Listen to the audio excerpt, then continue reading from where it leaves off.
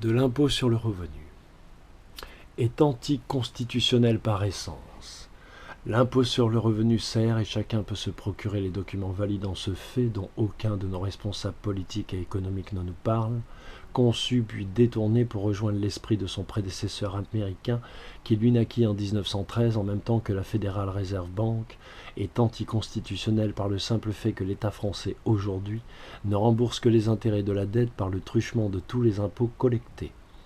Nos impôts ne servent donc pas à entretenir nos institutions ni les structures multiples qui permettent de prétendre un pays développé, mais seulement le fait qu'en payant les intérêts de la dette, notre État dispendieux peut à nouveau emprunter. Je dis donc ici que malgré les tournures d'esprit de certains qui viendront nous dire que sans le règlement des intérêts, nous ne pourrions emprunter, je leur rétorquerai que quoi qu'ils disent, nos impôts vont directement dans la poche des banques privées internationales, augmentant ainsi chaque jour un peu plus notre dette qui ne saurait être à ce jour remboursée, tant les sommes atteintes sont au-delà de toute conception raisonnable de l'économie élémentaire devant servir le bien commun et non les intérêts de groupes privés, souvent extérieurs à notre pays. De plus, lorsqu'en 1973 le président Pompidou s'est permis un 25 décembre de voter cette loi nous liant corps et âme à la banqueroute programmée finale, il l'a fait sans référendum, contre encore une fois la Constitution française qui stipule que, article 3, la souveraineté nationale appartient au peuple qui l'exerce par ses représentants et par la voie du référendum. Aucune section du peuple ni aucun individu ne peut s'en attribuer l'exercice. Une telle loi mettant en cause à terme la souveraineté nationale tout entière ne pouvait être légitimement prise sans l'accord du peuple tout entier, ainsi que le traité de M. Sarkozy, contre l'avis exprimé des Français a imposé au pays. Encore un autre traité ou engagement de la France qui de fait et juridiquement est caduc dans son essence. Mon argument est remis en lumière par l'article 53 de notre Constitution. Article 53. Les traités de paix, les traités de commerce, les traités ou accords relatifs à l'organisation internationale, ceux qui engagent les finances de l'État, ceux qui modifient des dispositions de nature législative, ceux qui sont relatifs à l'état des personnes, ceux qui comportent cession, échange ou adjonction de territoire, ne peuvent être ratifiés ou approuvés qu'en vertu d'une loi. Ils ne prennent effet après avoir été ratifiés ou approuvés. Nulle cession, nul échange, nulle adjonction de territoire n'est valable sans le consentement des populations intéressées, donc par référendum. Depuis que M. Bonaparte a vendu à 2 propriétaires privés le label Banque de France pour le besoin des financements de ses campagnes guerrières et meurtrières dont il ne reste à ce jour très exactement rien, faisant croire au peuple de France que ce label Banque de France exprimait l'idée que tous les Français et toutes les Françaises confiaient leur denier à l'État français, rend caduque et de fait toute l'exaction de tous les hommes politiques qui ne pouvaient pas ne pas le savoir, et nous permet d'imaginer pouvoir engager des poursuites judiciaires légales contre tous leurs descendants ayant bénéficié des salaires et avantages qu'offre l'État français, tant que de tous ceux qui ont poursuivi leur œuvre jusqu'à aujourd'hui, nous imposant la dette comme un fait incontournable et définitif. Giscard, Mitterrand, Sarkozy et Hollande peuvent à ce simple titre être de mon point de vue traduits devant les tribunaux pour haute trahison.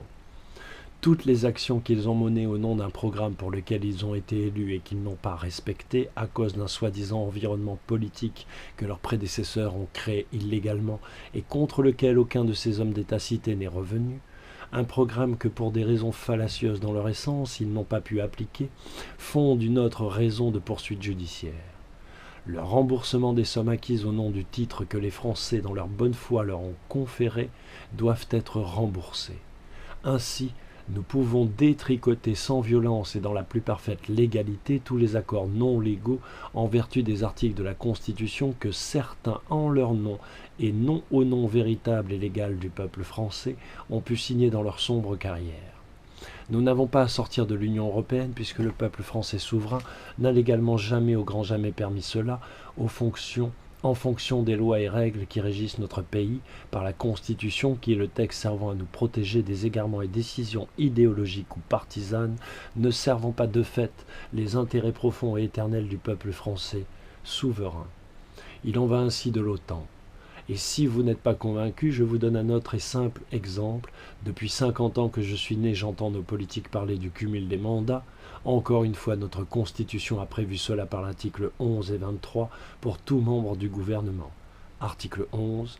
Le président de la République, sur proposition du gouvernement pendant la durée des sessions ou sur proposition conjointe des deux assemblées, publié au journal officiel, peut soumettre au référendum tout projet de loi portant sur l'organisation des pouvoirs publics, sur des réformes relatives à la politique économique, sociale ou environnementale de la nation et aux services publics qui y concourent, ou tendent à autoriser la ratification d'un traité qui, sans être contraire à la Constitution, aurait des incidences sur le fonctionnement des institutions.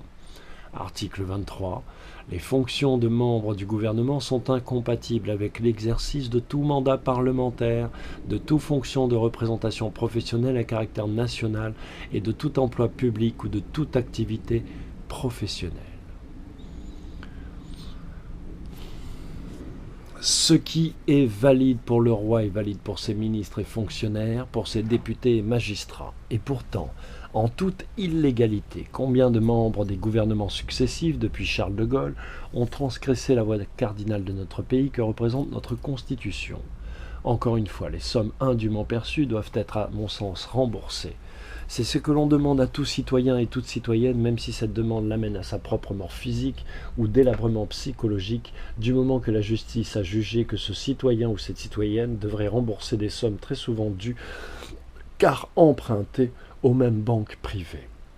Il n'y a donc aucune espèce de violence ou d'amertume dans mon discours, mais une remise à niveau équitable des droits et des devoirs de chacun et chacune envers son pays, son peuple et le bien commun. M. Sarkozy étant le dernier par le traité de Lisbonne à avoir hautement trahi son pays en ne respectant pas l'article 5 de la Constitution qui stipule que, article 5, le président de la République veille au respect de la Constitution. Il assure par son arbitrage le fonctionnement régulier des pouvoirs publics ainsi que la continuité de l'État. Il est le garant de l'indépendance nationale, de l'intégrité du territoire et du respect des traités. Doit être poursuivi et d'ores et déjà jugé par voie légale, inéligible à vie. M. Hollande, qui rentre dans les souliers de son successeur, trahissant son programme en nommant un banquier à l'économie et poursuivant consciemment l'œuvre de Pompidou, doit être démis de ses fonctions purement et simplement et traduit devant les tribunaux français. Ainsi, toutes les lois qui, depuis M. Pompidou, ont été votées par le seul truchement du Parlement et du Sénat contre l'esprit de la Constitution et les lois et règles strictes de que notre Constitution fixe, doivent être revues, annulées, puis abrogées. Le peuple français souverain doit d'ores et déjà reprendre en main sa Constitution, en expurger tout ce que les hommes d'État dont ce n'est pas leur rôle y ont ajouté, et prolonger dans le contexte universel et humain qui est celui du XXIe siècle, une Constitution ne permettant plus aucun abus de la part d'aucun serviteur de l'État, serviteur au service du peuple souverain qu'est tout chef d'État, ainsi que des ministres qu'il nomme. Que Dieu bénisse la France, et que Dieu bénisse le peuple français, au-delà de ses frontières géographiques, intellectuelles et spirituelles, éternelles.